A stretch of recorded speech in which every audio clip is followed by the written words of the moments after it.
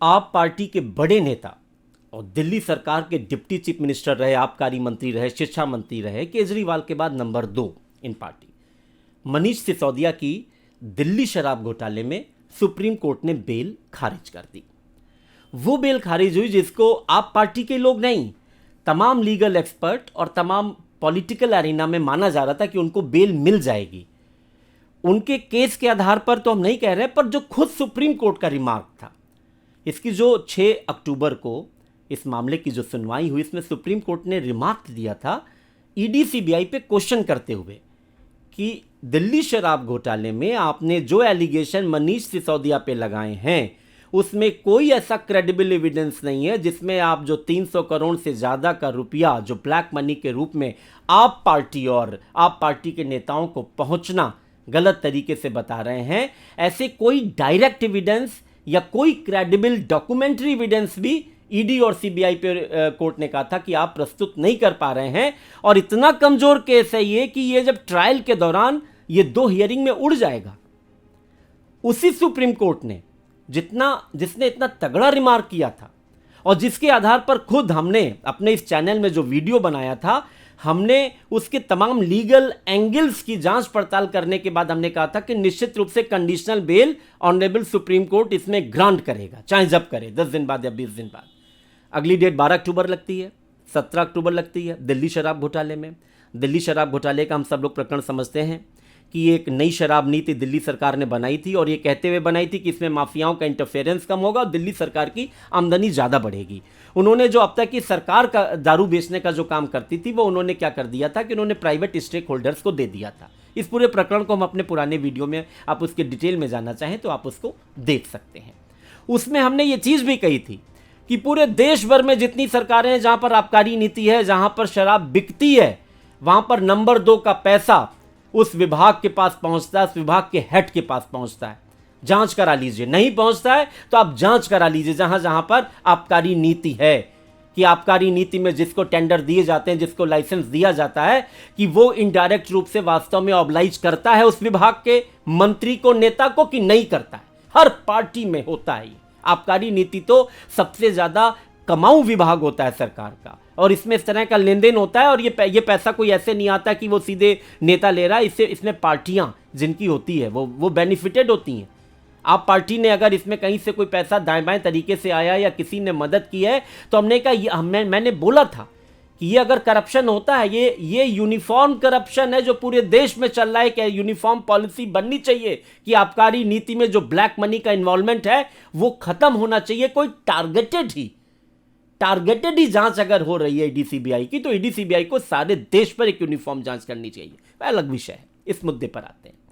जिस honourable supreme court को इस पूरे मैटर में 6 अक्टूबर की सुनवाई तक कोई क्रेडिबल एविडेंस नहीं मिला, ईडी सीबीआई ने समय मांगा। 12 अक्टूबर अगली डेट लगी, 17 अक्टूबर उसके बाद की डेट लगी। इन 2 डेटों में आखिर ऐसा क्या आ गया कि 17 तारीख को जो सुनवाई पूरी हो जाने के बाद जो ऑर्डर रिजर्व कर लिया गया था, वो 30 अक्टूबर को जब प्रोनाउंस किया गया तो ऑनरेबल संजीव खन्ना, ऑनरेबल भट्टी साहब की बेंच ने जो ऑर्डर इस बेल के मैटर में, बेल की एप्लीकेशन में जो डिलीवर किया है, उसमें उन्होंने कहा कि 338 करोड़ रुपए के अवैध लेन देन के सबूत प्रथम दृष्टया संदिग्ध रूप से आपको इन्वॉल्वमेंट आपका प्राइमा फेसाई एस्टैब्लिश करते हैं।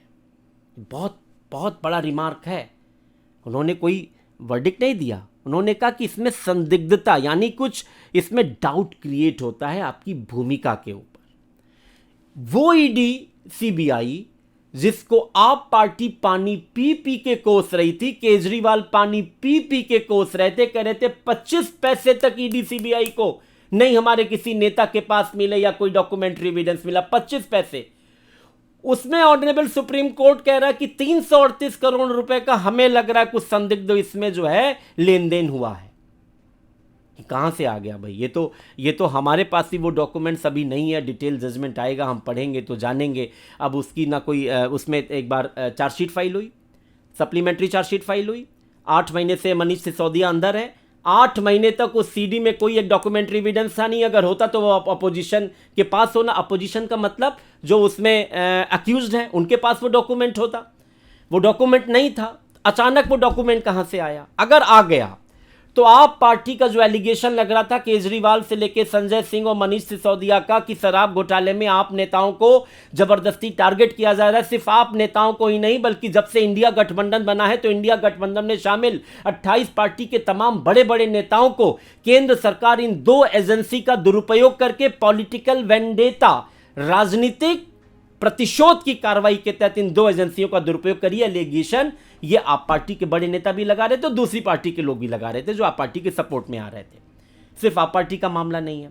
वही ईडी सीबीआई जो हमेशा तमाम मीडिया हाउसेज एक क्वेश्चन भी उठा रहे थे, मतलब वो मीडिया हाउसेज, जब तो मीडिया भी देश में एक मीडिया हाउस है जो एकदम सरकार की, एक मीडिया हाउस है जो अपोजिशन पार्टी की है, पर तमाम क्वार्टर्स पे, इंडिपेंडेंट क्वार्टर से क्वेश्चन उठ रहा था कि ईडी सीबीआई कोई क्रेडिबल एविडेंस क्यों नहीं दे रही है अगर इन नेताओं को इतना क्वेश्चनिंग कर रही है, उनको पूछ रही है। उसी ईडी सीबीआई के रडार पर अब इसको पॉलिटिकल एंगल देखते हैं कि ये बेल खारिज होने का क्या कोई पॉलिटिकल इंप्लीकेशन भी है, बहुत बड़ा है। और इसीलिए मैं वीडियो बना रहा हूं कि आप उस तक पहुंचे और उस नजरिए से देखें। लोकसभा चुनाव है देश में 6 महीने बाद। लोकसभा चुनाव है किसके बीच में? NDA versus opposition.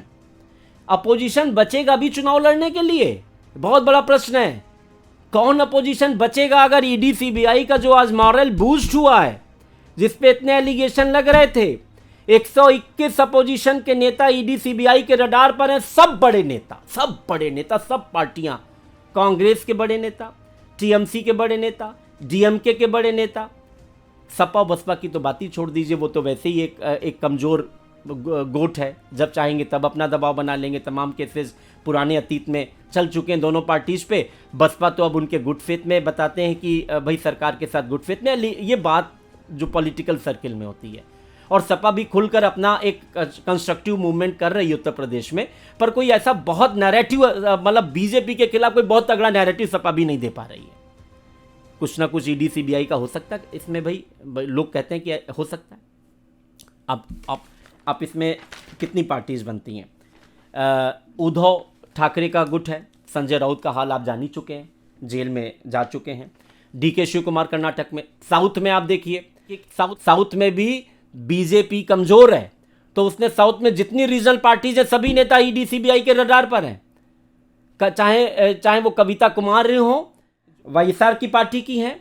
और इसी केस में जो ये कार्टेल साउथ में, जो एक ये शराब का जो एक कार्टेल बना था, जो एक कॉकस बना था, उसमें तो साउथ के तमाम बड़े नेता जो सांसद हैं, कोई उनका बेटा इन्वॉल्व है, जगन रेड्डी की पार्टी के सांसद का बेटा इन्वॉल्व है।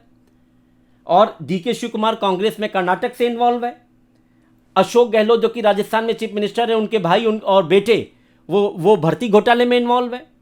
हेमंत सोरेन झारखंड में इन्वॉल्व है। महबूबा मुफ्ती से लेके फारूक अब्दुल्ला, उमर अब्दुल्ला, कोई नेता बचा कहां? तेजस्वी यादव, लालू यादव, सब तो रडार में। अगर ईडी सीबीआई की यही परफॉर्मेंस रही जो इस तरह से इस वाले केस में हुई है, संजय सिंह वाले केस में जो पैरवी की है, मनीष सिसोदिया के केस में जो पैरवी की है, केजरीवाल भी अंदर होंगे। क्योंकि जो दिनेश अरोड़ा इस केस में शराब घोटाले में जो अप्रूवर बने, जो कि खुद एक आरोपी थे, अप्रूवर बने, जिनकी बेल हो गई, अब बाहर है, 3 लोग अप्रूवर बने, वही 3 लोगों के अप्रूवर जो बने हैं, उन्हीं के बयान ही मजबूत बयान है। अगर उसी को आधार माना जाए तो वही दिनेश अरोड़ा के बयान के बाद संजय सिंह अंदर हुए, और वही दिनेश अरोड़ा कह रहा था कि हम केजरीवाल से भी मिले। तो अब बचा क्या है? अगली गिरफ्तारी केजरीवाल की होगी, आज नहीं कल होगी, कल नहीं परसों होगी, परसों नहीं होगी तो लोकसभा चुनाव के पहले होगी, केजरीवाल अंदर होंगे। इस हिसाब से, जिस हिसाब से ईडी सीबीआई कह रही है, हमारे पास एविडेंस है। हमारा कहने का आशय है कि ईडी सीबीआई का जो मॉरल बूस्ट हुआ है इस ऑनरेबल सुप्रीम कोर्ट के ऑर्डर के बाद, भाई देखिए, एविडेंस होना और एविडेंस क्रिएट कर लेना, तो छोटी पुलिस जो होती है लोकल की, ये एविडेंस बना लेती हैं। अगर आप इसको यही एलिगेशन मानते हैं कि पॉलिटिकल वेंडेटा वो कुछ है, तब तो इस तरह का कोई भी एविडेंस, तो भाई अब ऑनरेबल सुप्रीम कोर्ट ने जो अप्रिसिएशन किया है जिस तरह के एविडेंस का, उस आधार पर देखा जाए, मनीष सिसोदिया की बेल पहले नीचे सीबीआई कोर्ट से खारिज होती है, फिर दिल्ली हाई कोर्ट से खारिज होती है, सुप्रीम कोर्ट से खारिज हो जाती है। सुप्रीम कोर्ट के इस तरह के रिमार्क के बाद अब नीचे की कोर्ट कौन उनको बेल देगी? इसी तरह के मैटर पे तमाम लोग बेल ले भी चुके हैं और तमाम लोग बेल लेने की जुगाड़ में है, पर सुप्रीम कोर्ट के इस तरह के नजरिए के बाद अब ईडी सीबीआई के मैटर में निचली अदालतें कोई बेल दे देंगी किसी को? मैं आपको एक वकील होने के नाते बता रहा हूं, बहुत मुश्किल काम है।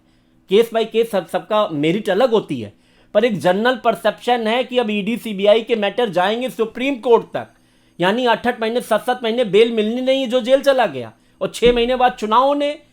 तो इंडिया गठबंधन जिसमें अब ये सिनेरियो कैसे बदल सकता है? इंडिया गठबंधन में समय 28 पार्टी हैं, सभी का मॉरल बूस्ट है कि अब मोदी सरकार को हम हटाएंगे।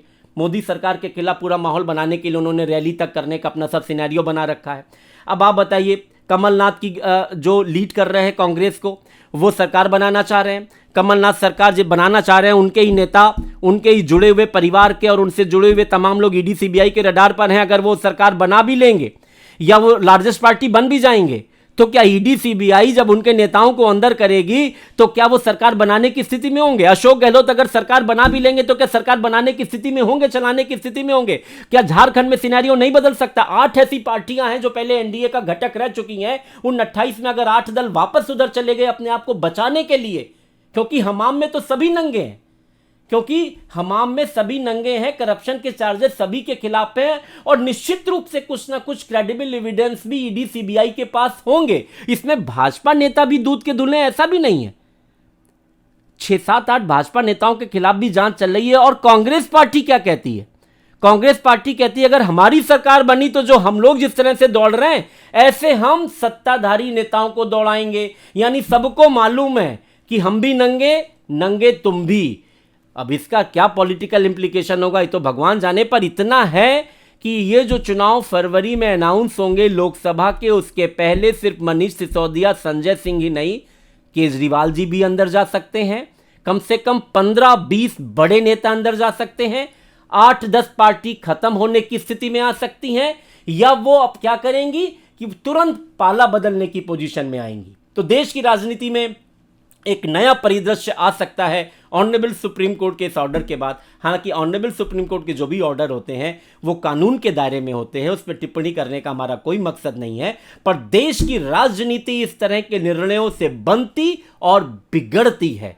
तो फिलहाल देखते हैं कि वर्ल्ड कप तो क्रिकेट का चल रहा है, पर इस पॉलिटिक्स के T20 में आगे क्या होगा आने वाले दिनों में पता चलेगा। हमारी इस पे नज़र रहेगी। हम नए खुलासों के साथ, नए तहकीकात के साथ आपके बीच में आते रहेंगे। अगर हमारा वीडियो आपको पसंद आया हो तो इसको लाइक करिए, सब्सक्राइब करिए, हमारे चैनल को सब्सक्राइब करिए और कमेंट जरूर करिए। नमस्कार।